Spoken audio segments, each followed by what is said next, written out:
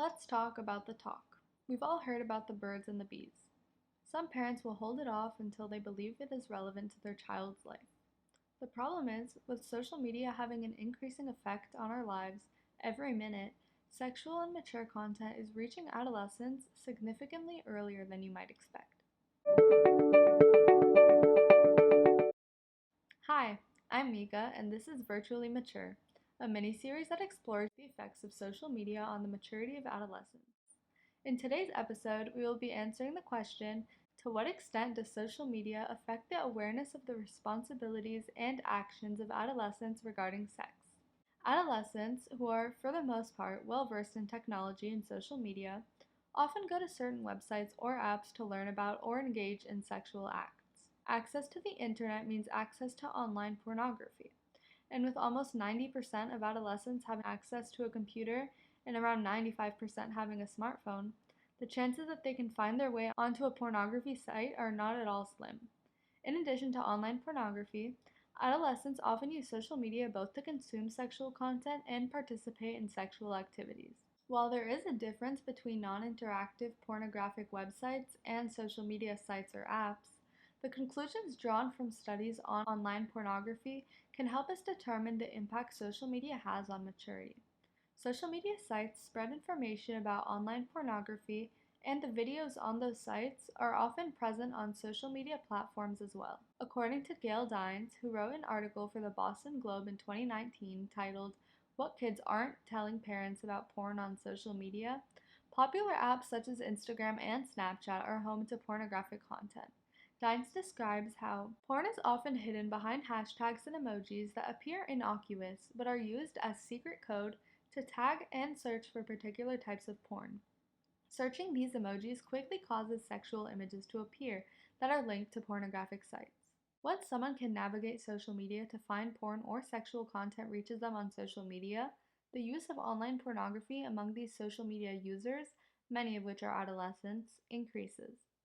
While we analyze studies and articles that discuss adolescent exposure to online pornography, keep in mind that this pornography is often found on social media and that word of its existence is spread on social media platforms as well. Despite the fact that pornography is not often created for an audience of adolescents, the increased exposure adolescents have to sex through social media and online pornography subjects them to mature ideas before this exposure is supposed to happen. Let's look into why adolescents go to social media for sexual content anyway, disregarding the occasions where adolescents stumble upon mature content accidentally.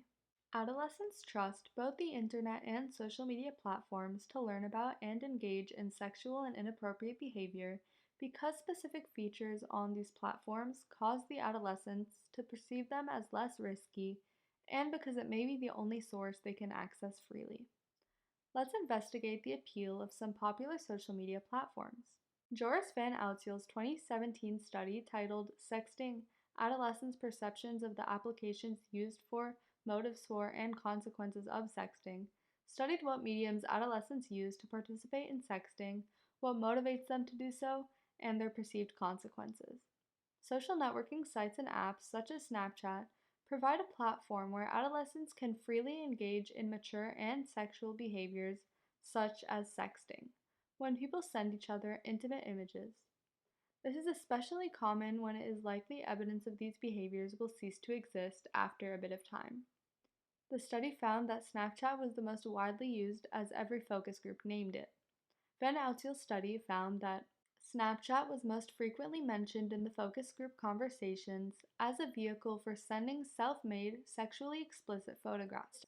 Snapchat's feature of images disappearing after a few seconds, despite awareness that images can still be saved, makes it appealing to adolescents. While adolescents are engaging in explicit activities, they are being reckless when they continue to send images of themselves when they are aware of the consequences in taking their sex lives online.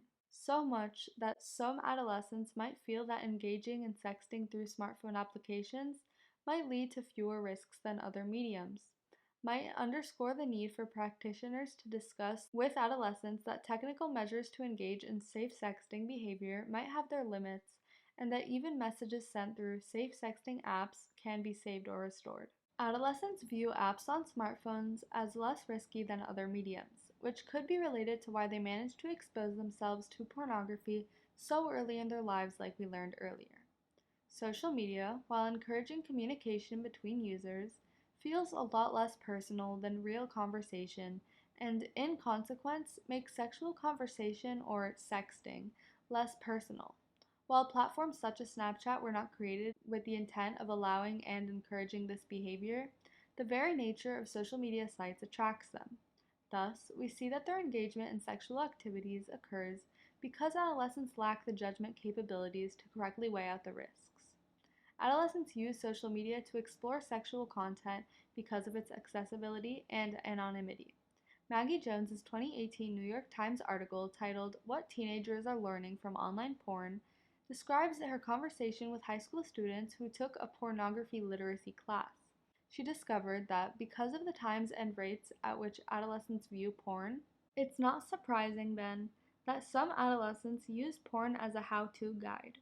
In a study that Rothman carried out in 2016 of the 72 high schoolers ages 16 and 17, teenagers reported that porn was their primary source of information about sex, more than friends, siblings, schools, or parents. There's nowhere else to learn about sex, the suburban boy told me, and porn stars know what they're doing. Porn is often the primary source of information about sex because of a lack of sex education classes or even just talks with adults willing to educate them on the topic. Because of this, adolescents who do go and have sex after watching pornography behave in ways like those they saw on the videos. Teens trust people on social media and will mimic their behaviors if they see they are successful. Utilizing the internet and social media to find information about sex allows adolescents to feel safe, because they want to be anonymous while browsing through this information. Therefore, social media, which can facilitate the spread of porn, impacts the maturity of adolescents as it provides information on sex they might otherwise lack and can cause these adolescents to use porn as a how-to guide. Keep in mind, like we discussed earlier, adolescents are too young and often have yet to mature to the point where they can regulate their social media use and think about the consequences of engaging in inappropriate behavior on social media. They tend to go the easiest and simplest route and trust social media to teach them accurately or protect them when they participate in mature activities such as sexting. However, they are not always that naive and may just not have any other way to educate themselves on the topic. Ultimately, social media is an easily accessible place for adolescents to learn about sex, even if the content is not always ideal educational content. Contrary to popular belief, adolescents are exposed to increasing amounts of content related to sexual ideas and porn on social media at an alarmingly early age. Social media platforms allow sexual content to be spread without much regard for the ages and maturity levels of their users. Jones mentions a few statistics about youth exposure to porn in her article. This may come as a surprise, but according to Bryant Paul, an associate professor at Indiana University's Media School and the author of studies on porn content and adolescent and adult viewing habits, on average, one's first exposure to pornography occurs around age 13 for boys and 14 for girls. Jones also includes the results of a 2008 University of New Hampshire survey where 93% of male college students and 62% of female students said they saw online porn before they were 18. Many females weren't seeking it out. 35% of males said they had watched it 10 or more times during adolescence. Individuals are clearly exposed to online pornography from a young age, and, as we see through the survey, mostly while still in the age of adolescence. Therefore, any sexual content available online or through social media affects maturity because adolescents are exposed to pornographic content that was created with the intent of reaching adults, not adolescents. Knowing that porn reaches people at such a young age, we see the lack of regulation because so many adolescents can access online pornography. According to Hartford Healthcare, research demonstrates that parents are, for the most part, unaware of their children's porn usage, with half of parents unaware their teens had seen pornography and teens having seen up to 10 times more pornography than their parents believe. Parents especially underestimated their teens' exposure to extreme content, such as violent porn, which is just as easy to access as traditional pornography content. Even though statistics, such as those found in the 2008 survey, reveal that many adolescents, especially males, actually saw porn on numerous occasions as children, it is concerning that parents don't believe that their children are watching porn or underestimate how much they are watching it. There is truly no person to place the blame on for this, especially if the children who view pornography, mainly the females, are not actively seeking it. This is evidence that social media is the culprit and facilitates maturity. Let's look into some real examples of pornography making its way onto adolescents' social media pages. At the age of 18, Dakota Keltner stitched or responded to a video that came across the social media feed. He first shows the TikTok, where a woman describes a major benefit of participating in pornography through the popular website OnlyFans, and eagerly responds, implying he is interested. Dakota is not yet 18, so he is an adolescent. He is also a minor, so the fact that this video is accessible to Dakota and other young users on the app is not only concerning, but it is illegal. Dakota captioned his video, "Expect an OnlyFans coming soon." Comments on this video share the same idea.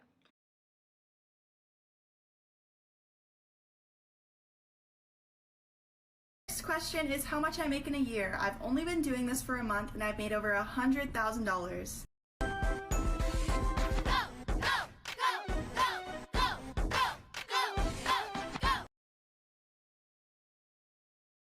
This TikTok is evidence of adolescent exposure to inappropriate content on social media because Dakota is referencing a video of a porn star. This video had to make it onto his TikTok Explore page for Dakota to stitch the video in response. The video Dakota references is of a woman speaking about the high salary she gains from OnlyFans, a site that functions largely as a porn subscription. Sites such as TikTok facilitate the spread of adult content by allowing it to exist on social media, which is a popular medium among adolescents. Dakota, along with most people who commented on his video, were surprised by how much the job paid and wished, perhaps jokingly, that he could start an OnlyFans account for the same benefits. Whether Dakota is serious about pursuing a career in pornography or not, his video is evidence of how adult content can reach adolescents on social media and how some of these adolescents may spread it even further. The video that Dakota watched exposed him to ideas about pornography and provided an incentive to participate in it or view it, glamorizing porn by speaking about it in such a positive way. While talking about the benefits of participating in pornography may help someone in a different setting, doing so on social media, especially on a platform with such a high number of underage users, can impact the impressionable minds of adolescents by changing their perception of porn. The video Dakota watched, and even Dakota's own video, could very well be the first piece of information someone receives about pornography or even sex. Now that we know exposure to this explicit information occurs, let's examine how different types of exposure affect adolescents. Since adolescents are exposed to high amounts of sex and information about it on social media, they may participate in it less or try out specific types of sex as a precaution or out of interest.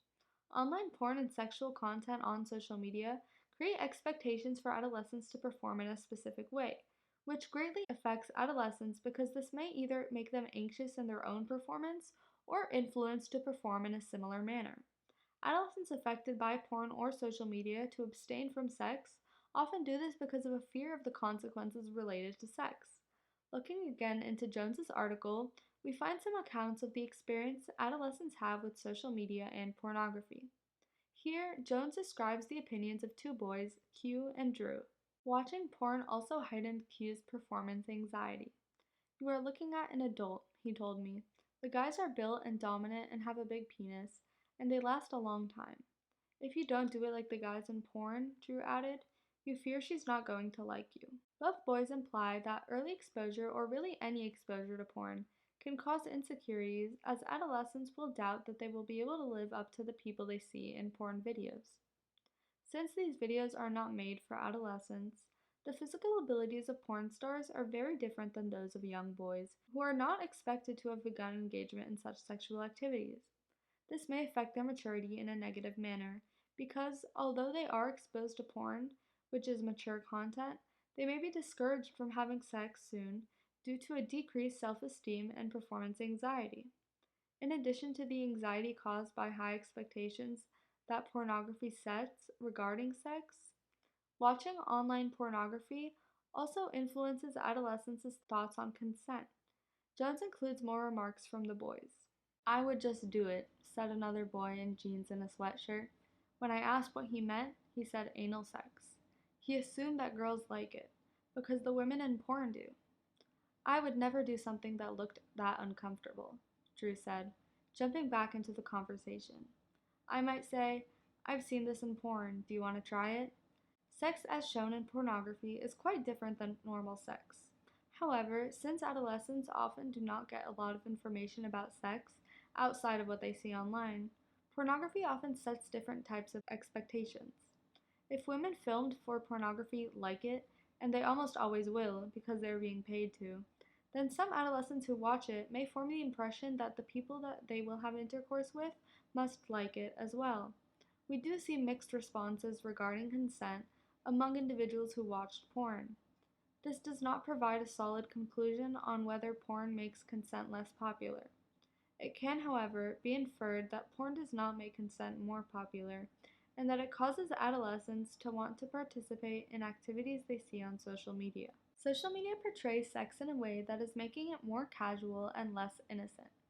Adolescents need to be aware that porn is not representative of the sex they will be having, and that they shouldn't have to match their capabilities, and definitely shouldn't match their behaviors, because consent is not displayed in porn as it should exist in normal settings. Sex displayed in pornography often displays different sex acts and can influence people who watch it to feel inclined or pressured to initiate those acts. Jones discusses the results of a 2016 Swedish study of nearly 400 girls that found that among 16-year-old girls, those who watched pornography were twice as likely to try anal sex. Jones does mention that, like other studies about sex and porn, it only showed a correlation, and girls who are more sexually curious may also be drawn to porn. In addition, some girls may view anal sex as a safer alternative to vaginal sex, as there's little risk for pregnancy. Although there is not much information to determine how adolescents act in the future after they are exposed to specific types of pornography, there is some information to support the idea that the types of sex teenagers are having are shifting, an increase in trying anal sex. Watching more pornography correlated with this aspect, which indirectly supports the idea that social media, which both normalizes sex and facilitates the spread of pornography, increases the maturity of adolescents as they are inspired to try different types of sex to act like the videos they were exposed to. Some adolescents who consume information about sex on social media take a different route in their own sex lives by abstaining from it. Elise Finch's article titled CDC, Social Media Influencing Teens to Just Say No to Sex, describes this effect on adolescents. Finch highlights the Center for Disease Control's findings after surveying over 14,000 teens. The CDC found that the lowest rate of sex among high school students in more than 25 years. Like we saw earlier, Finch points out that social media has greatly impacted adolescent exposure to sex, as experts say social media is exposing kids to sexual content and information earlier than ever before, which may be a factor in fewer teenagers having sex. To put it in simpler terms, the article reveals that social media affects teens' exposure to sex by increasing it and affects their participation by decreasing it. It might seem odd that in a world where information about sex and videos of it are so widely accessible, teens are having less sex. What Finch reveals is that the information about sex that is impactful to teenagers is information regarding the consequences of participating in it. Finch provides some teens' perspectives. For example, 14-year-old Savita Kasoon feels that teens are more aware of the consequences of sex, what kinds of diseases are spread, which is what is causing them to avoid sex due to the fear of facing these consequences. 16-year-old Theo Adkins explains, "Sex is kind of just everywhere, so we kind of don't see it as a big deal anymore." And 17-year-old Talia McCarthy claims that teens are all very desensitized to it. It can be determined that social media increases maturity because teens are more aware of the risks of sex, such as STIs, so they take one of the most responsible options to avoid the consequences of sex by abstaining from it. Since teens point out how desensitized they are to sex and how normalized it is because of social media, they are demonstrating maturity because of their awareness of the information they are consuming and how they deal with it. While if they chose the other route and had sex after watching it or hearing about it on social media, they would be displaying maturity because sex in itself is a mature act. Making an educated and responsible decision regarding sex is evidence of maturity as well. Adolescent sexual habits largely depend on how they are exposed to sexual acts, much of which is through social media. Adolescents tend to try the types of sex they see in pornography through social media. Although adolescents watch more pornography than is expected of them by their parents and others, it is unlikely the result of time spent on social media will cause adolescents to have constant dangerous sex. In fact, many teens seem to decide to abstain from sex as a result of using social media. Abstinence is not the best form of preventing unwanted consequences, but social media can help by providing helpful education regarding safe sex. When social media educates adolescents on the risks of sex and how to practice safe sex, which is occurring at a rate that is rapidly increasing, it increases their use of contraceptives. We see this again in Robin Stevens' 2017 study, whose participants included 249 African American and Latino youth aged 13 through 24 and examined the use of social media as a source of what the study calls sexual risk reduction information. There were similar exposure levels by source for contraception information and HIV STD prevention information. The most common sources of sexual risk reduction information reported were television and movies with 63%, school with 56%, and parents with 47 to 48%. Social media served as the fourth most commonly cited source of sexual risk reduction information, with slightly less than half of the sample reporting it as a source of recent sexual risk reduction information, with 45 to 47%. This finding is more notable considering that 8.8% of the sample reported not using social media at all. Considering the obvious commonality of school, parents, and TV and movies, it makes sense that social media did not play the largest part of all sources in spreading information about sexual risk reduction. It did still make up a large amount of exposure to such information. Further evidence of the high levels of exposure adolescents have to content about sex, which is related to maturity. For those individuals who do have social media, and the number of users is high and constantly increasing, it can play a role as a source to learn about the risks of sex, which is not the typical type of information one generally goes on social media for. It can be determined that adolescents are becoming mature as a result of social media exposure because they are gaining knowledge about the risks of sex and will then responsibly take this into account when they are thinking of taking part in sex. Participants were separated into contraception users and non-users during last sex and condom users and non-users. Word of mouth and social media appear to serve as important sources of contraception information among those who reported using contraception at last sex. However, high percentages of non-users also reported getting information from these sources. Social media played a large role in informing individuals that had participated in sex and used some sort of contraception the last time they had sex, which is evidence of maturity as the exposure social media gave them, knowledge, which is sexual risk reduction information, which led them to be mature and make the responsible decision to use contraception.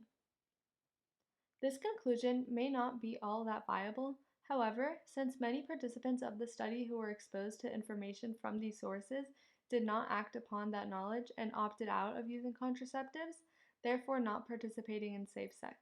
Although not all of the participants exposed to contraceptive information on social media reported using contraceptives, they were still 2.69 times more likely to report using contraception at last intercourse. Word of mouth or gossip and social media had the largest associations with contraception use, associations larger than parents, schools, or traditional media.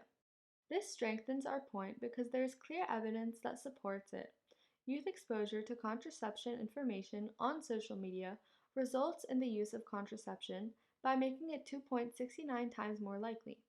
This displays the positive impact social media can have on adolescents' use of contraceptives and its role in informing certain responsible decisions rather than dangerous or irresponsible ones that adults often assume social media can have. Information adolescents receive about sex on social media is not always this positive, but the fact that contraception is present on social media is hopeful. Wei Han Sun's 2017 study titled A Peer-Led Social Media Delivered Safer Sex Intervention for Chinese College Students, Randomized Controlled Trial, provides additional information on social media's effect on contraceptive use and other safe sex habits. A peer-led social media delivered safer sex intervention has been found to be effective in improving condom use attitude and behavioral skills in this study. However, when compared with a website, the improvement was not significant. Sexual health promotion on social media is rapidly developing. The content about safe sex given and interacted with on social media, Facebook, can have a positive impact on users as it is effective in improving condom use attitude and behavioral skills regarding safe sex. The ability for individuals to learn from and engage in safe sex practices after engaging with social media, informing them about it, is evidence of maturity, as young people are becoming increasingly exposed to sex online and they are capable of learning and applying what they learn. While the impact of information given on social media seems insignificant compared to the impact of websites in causing safe sex habits, this does not take away from the weight of which it is effective and will continue to be effective as the use of social media increases. Social media's interactive nature makes it so users will spend more time on the sites, which gives them more time to learn about the content. Social media has potential to successfully educate adolescents about safe sex habits and lead them to practice these habits. However, social media is full of information from different sources, and it may be difficult to stumble upon a site that teaches safe sex habits. Making safe sex a trendier topic on social media would have a positive effect on adolescents, so they will not get lost in the mix and end up forming an idea of what sex should be like from other content through social media, such as pornography. High exposure to sex at a young age distorts their expectations of sex. The normalization of sex through these platforms also spoils adolescents' perception of sex as they view it as a casual activity rather than as an emotional and shared experience between two people. This can be dangerous because adolescents may not be mature enough to see sex rationally and may jump into something they saw on social media without thinking about consequences. When adolescents are exposed to sex, they are still developing both cognitively and hormonally, meaning they lack the maturity to process what they saw. Pornography and sexual content are not targeted toward them, so when pornographic content through social media or any other platform reaches adolescents, problems arise.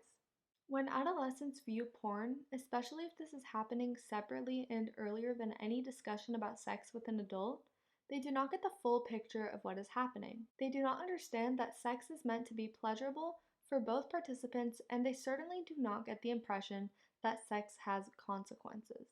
A 13-year-old who stumbles across a video of two actors having sex will not learn that having sex can result in an unwanted pregnancy or sexually transmitted infections, because the video they watched was not created with that intent.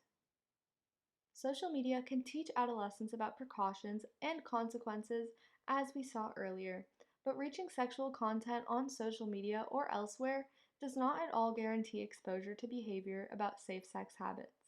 Social media can be a dangerous place, and in order to prevent sexual content from having a negative impact on adolescents, learning about sex before they are able to form their own opinions on it based on their impression of what sex should be from social media could help prevent an inaccurate perception of sex and the issues that it can cause. The birds and the bees. It was made simple so kids could understand it, and now more than ever, it's beginning to seem like they should. Social media is rapidly becoming a prevalent part of our lives. Social media platforms and the content creators who thrive off them aim to maximize the number of their users and are successful when we, the users, become addicted to using social media. In their efforts to succeed, they do not consider or perhaps do not care about the harmful effects of their content. Young social media users are becoming exposed to content and often taking part in activities outside their capacity as an adolescent. Among less perceptive, so perhaps younger adolescents, the effects of increased exposure to certain types of media can occur without much awareness. Violent content, funny videos, an informational post, and pornography can exist simultaneously on a single social media platform. Adolescents receive different types of content, such as educational content, entertaining content, or explicit content, in the same way, regardless of their original intent, whether it is to be informed or entertained. Therefore, the dangerous effects of negative stimuli can go undetected on social media. In the case of desensitization, which we explored in the second episode, we discovered that when repeated exposure to a negative stimulus occurs, the viewer becomes desensitized to it. Adolescents who are exposed to violent stimuli through social media and may not even realize it will deal with these effects for the rest of their lives, and this will continue as long as social media allows for the unregulated spread of violent and traumatizing content. The problem for many parents of adolescents, and a justified one, is that social media is not a controlled environment. Despite efforts from the parents of adolescents to regulate frequency of use, the content shared, or even the people interacting, social media remains an open space for all sorts of information and interaction. This interaction can help adolescents become sure of themselves in the case where they are searching for validation or need help with developing a gender identity, which was the topic of our first episode. In this case, restriction may be harmful because it will stunt development by preventing the search for or expression of an adolescent's true self. Social media provides adolescents who struggle with determining their gender identity freedom in an unregulated environment.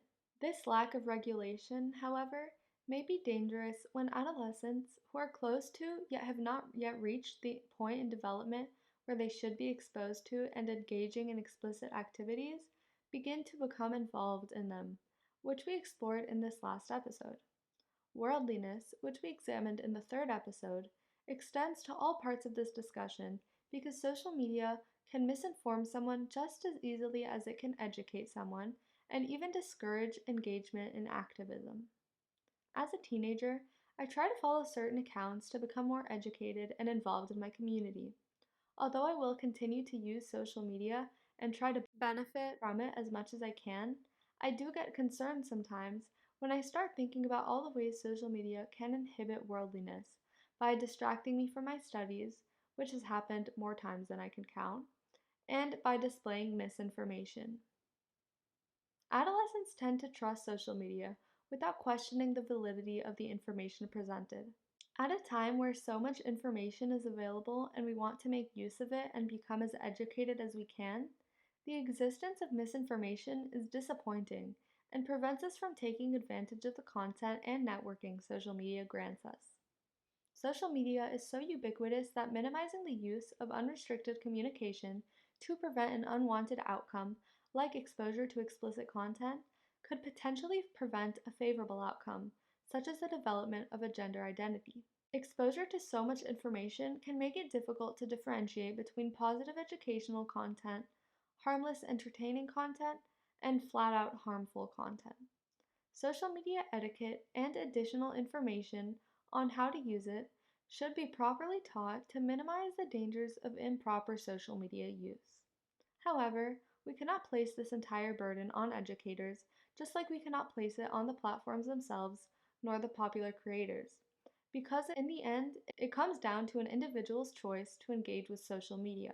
Each of us has a responsibility to ensure that the information we share on social media is appropriate, accurate, and that negative information does not account for too much of the content shared. So, be cautious not to create, consume, or share content that is potentially harmful. As users of social media, we are part of a system that directly impacts the lives of adolescents.